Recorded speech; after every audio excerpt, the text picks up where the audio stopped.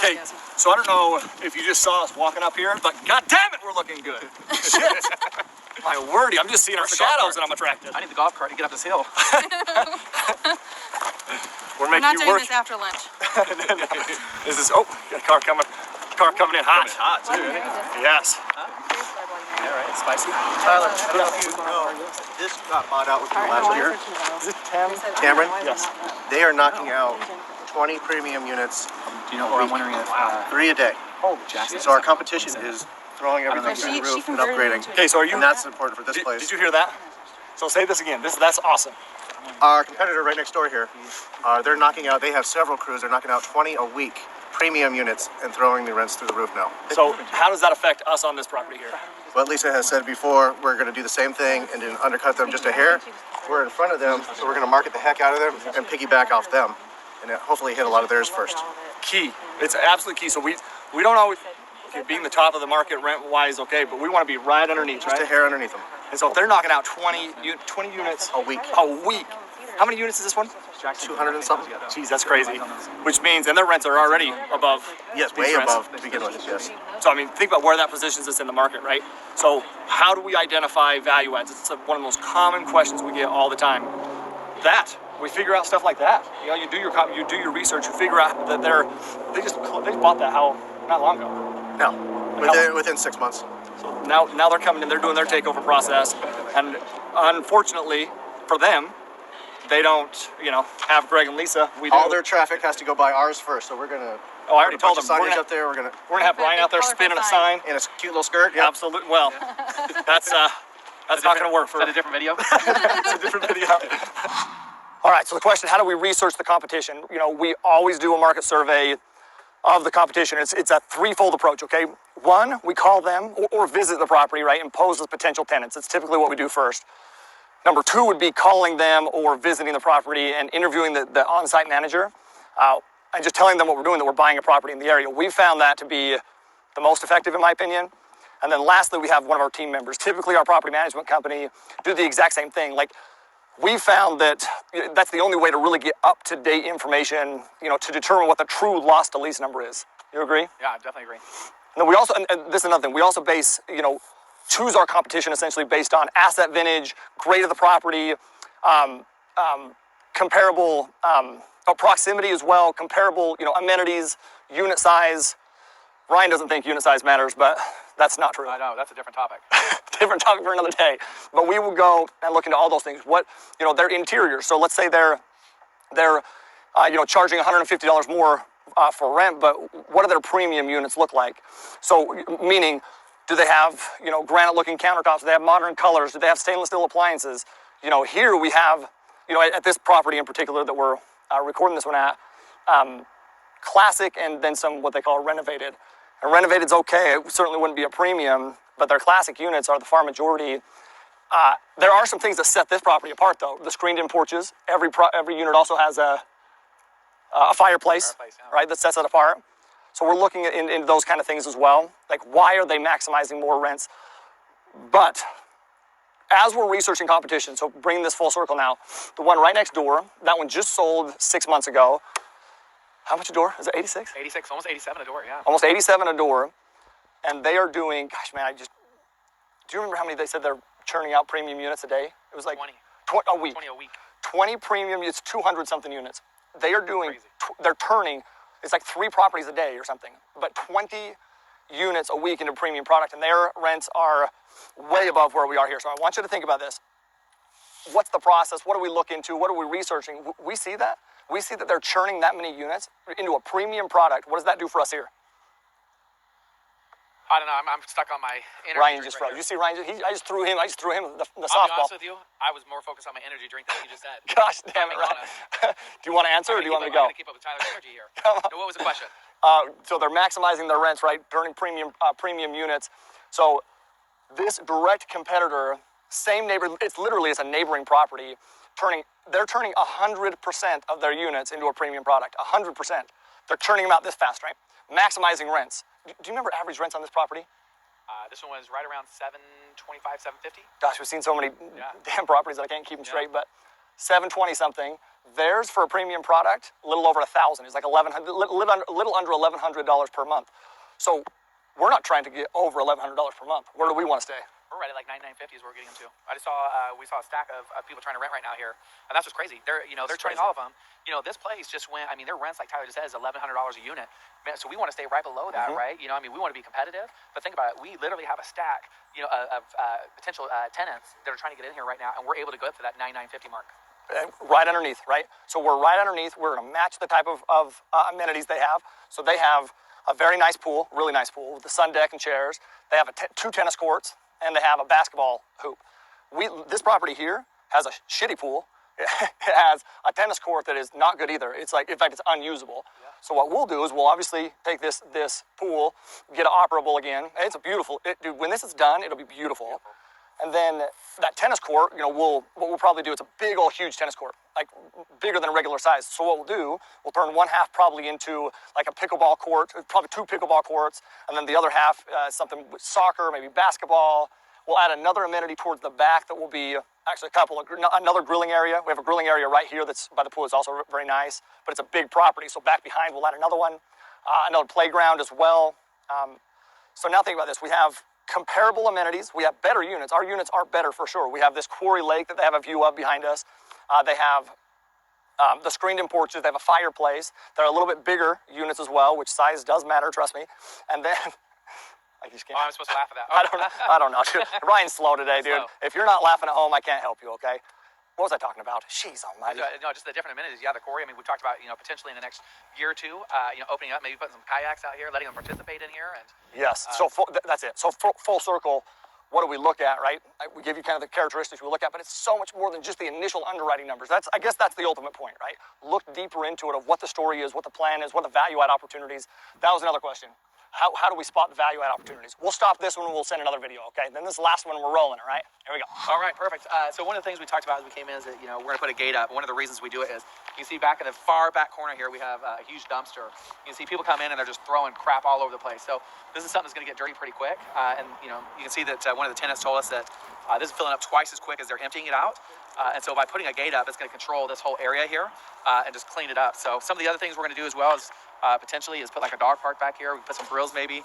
And one of the reasons you can see over here, they have grills out. That's something we want to control and not have.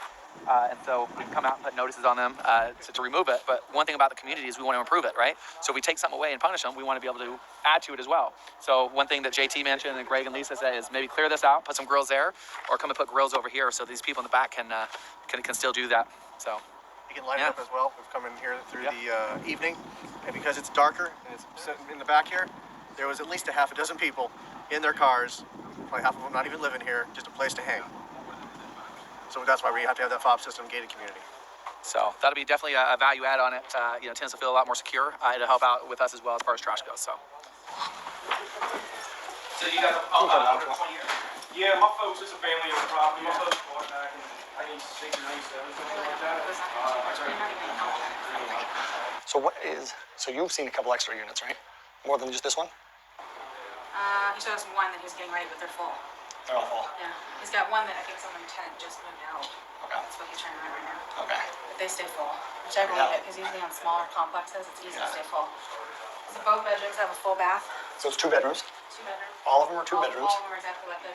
Okay, so all floor plans the exact same. 2 bedrooms, 2 bath? 2.5. 2 bedrooms, 2.5 bath. Both bedrooms upstairs? Washer and dryer hookups. Upstairs, downstairs? Right here. Okay, nice. Triple middle doors. Yep. So definitely get rid of those. This is how all of them are. Yeah. They don't do any upgrading or anything. Another full bathroom. A walk-in closet. Okay, so I want you to think about this. This is, none of our interiors would ever look like this, right? But it's stuff like this that wouldn't you agree a lot of people just overlook and walk past? Because it's a small property. The interiors are nothing to brag about, but man, that's where the freaking potential is. That's where the money is, man. It's not that hard to do these upgrades. No, we come in, we raise for that up front. How much, budget-wise to reposition the interiors, what's your thought? Just for the interiors, depending on what level we want to do them, premiums maybe 4,000 or 5,000. Which is premium these now. 4 to 5K per unit. for premium, right? Bring it up to market rents. We're at least 300 underneath market, right? If we do premiums, he's so excited. He's staying 900, we're doing nothing. What do you think we can get? I mean, I like to be conservative, so 1100 or so for premium, but he's only getting to 900 on 2 units. Jeez. Just recently. The average is, I think Brian said high sixes is his average. Average rent across the... A lot of them are really low, and he hasn't really wanted to raise them. So we're not afraid to raise rents to the point where we lose a tenant. No, we want to. Most owners, especially self-owners with small complexes that don't really know what they're doing, they're so, I mean, I used to be one, so that's how I know. Because we did that too. We couldn't afford to lose a tenant. If you can't afford to lose a tenant, that's fear and scarcity. Yes, and you're so afraid, I don't want to lose that tenant, so I'm going to keep the rents low. I've looked back at when we were like that, and I realized we lost a lot of money. Yeah. Because month over month over month, you're talking a couple $100 a month. We lost a lot of money. We would have been better off being vacant a month. But let me tell you why the rich get richer. It's because they're not a bunch of pussies. They're not scared because you're in a position where you don't have to be scared now, right? And I say that I'm super serious about that. I know you agree. You have to be willing to just jump and risk. know what's going to happen. Take the risk. That's it. And don't sleep on these baby 46 units, dude. Yes. All right, real quick. So we just went in to Charbonneau and we talked to leasing agent, right? And I think I've mentioned this, but anytime we go through, we're doing a couple things, right? We're looking for ways we can reduce expenses. We're also looking at on-site staff. Maybe we keep them, right? So we go in and we're chatting with her. Really nice lady, but Charbonneau's an all bills paid, right? Meaning the owner pays all the bills. They only bill back for a portion of the water. That's it. So I want to ask her about that, right? And why they haven't separated them out, because it's very common. So, so we ask. Oh, they're turning in. I go in and I ask her about it, and she says that the reason that they're not doing that is because they don't think that they'll be able to retain tenants. Sorry. They don't think that they'll be able to retain tenants. They don't think essentially that tenants will pay for rent and their utilities, which is a fear-based strategy, right? They're nervous that that won't happen. And any time that you're basing your strategies off fear, scarcity, you're limiting your potential, right? I say that all the time because it's true. You have to make decisions, not worried about somebody that's gonna leave. You have to make decisions based on what makes most sense for the property. And I'm gonna put this into perspective. And it's easier on this side of it, man, because we've been through it, right? It's not our first rodeo, which is where you benefit so much from this. Because I'm gonna tell you right now that we have found over all of our assets that people are willing to pay for their heat, their heat, their cooling, those kind of things, their AC, if you provide amenities like a nice kitchen and updated appliances and a pool, right? People are willing to pay and have the money to pay that if you offer those other amenities. So it's a way to reduce expenses, which once again increases the bottom line. I mean, just taking the expense ratio down, I want to put it in perspective, just taking that expense ratio down is massive, massive. So great example, man. Just fear and scarcity and how they're holding on to it and what we can do to come in and benefit. I'm freaking pumped about Charbonneau, right? Yeah, you bet. I think Ryan's hiding back here trying not to get on camera. I got to reel him in here. I think one of the things too is this. As he's talking about, fear-based mentality is, like on this property right here, we're going to raise it 350 to 450 a unit, and some people are like, man, you're going to go in and do that, right? Like, oh, can you do that? It's simple things like repaving this whole park. By the way, we're not at Charbonneau right now. I got to clarify. We left Charbonneau, and this is another property called Wind Ridge, that's down the road a little bit. So different property than the leasing agent we just talked about, but same thing, right? Yeah. It is. It's simple things like this, just fixing this area up, fixing the landscaping in this area. It's stuff like that. As you improve the property, right, you're able to raise them 350, 450 a unit, no problem at all. Beautiful thing. All right, so this is the 99 unit that we were saying that we're going to partner with Wind Ridge down there. Okay, so let me give you the story in the background with this one. So first up, this one is. So I'm going to show you some details here, but I mean you can actually see behind us. So it's this area right here is beautiful, right? Like if you can see those houses, those are nice brick. Those are gorgeous houses, okay? On the other side, the same thing. So you have this good area, but you also border this bad part, which I'll show in a minute. And there is nothing sexy about this deal right here. Nothing sexy, except for the fact that it's super effing sexy. So give them the example of, so tell them the story, I guess, and some of the value adds on this. Yeah, so a little bit of the story, say he was trying to sell this, to the seller here. About a year ago, he picked it up, a little hunt ago. He fixed up about 70% of the units already, but he didn't push the rents at all. I mean, you talk about scarcity mindset. He fixed it up and didn't want to raise it too much. And so one thing that we're able to do, they're about $150, $200 below market rent. Like Tyler talked about, the neighborhood over here is phenomenal. Even over there, there's some great places. If you were to see it, it's just a beautiful area. And Tyler will show you the other parts here shortly. But, Yeah, go ahead. Yeah. One of the things is utilities, right? All right, go ahead. Yeah, the utilities. One thing is we have great relationships with the utilities here, with the utility company. One of the things is we don't do any build back here. That's another value add that we're able to do. Where the tenants, We don't own this. we don't own that. That's what we'd be able to do on it. And so this is little things that Tyler talks about all the time of what are the value adds on this property. And that's what we're looking at right now is what can we add to these units? 30% of the units we can rehab, and make them into premium units. Really just push the rents in this area. But I'll tell you, so 70+% of the interiors are already rehabbed, right? Already repositioned, but they haven't maximized rents. And the reason they haven't maximized rents is because the operator, or the owner, right, he's a subpar operator, right? He bought it as a HUD. He's certainly made some improvements, but the problem is he doesn't know how to improve the community, right? And that is huge. So what happens is you have any good tenants that would like to live here, they don't. And it's because they roll in and they see bad tenants, right?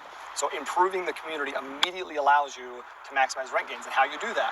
You build a fence, you put a gate. In Columbia, a gated community like we talked about at Charbonneau is a huge amenity. People love that. Safety, it makes you feel like you're a better quality asset as well. So there's so much value and potential here, right? And it's not just the rents. Once again, all bills paid property, you now take that and start to bill back to the tenants. That reduces expenses, which now increases the bottom line. One thing that we did find through this little walkthrough is it looks like there's a leak. So as we were walking through the parking lot, maybe we can even go show this. We should go show this. Yeah. But you'll see that there's water running, right? And so we see that. We have our eyes and ears up, right? We understand that that's probably a leak. And so once again, that's something that we'll negotiate as we submit the offer. Now, here's the other side of this.